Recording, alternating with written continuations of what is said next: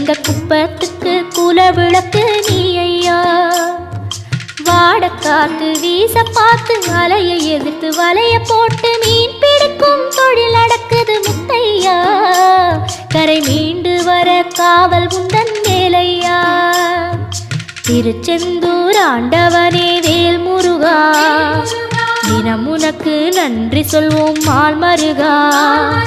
திருவடியில் தவம் இருப்போம் திருமுருகா, தீப்பெழுது நலமெனவே வடிவழகா.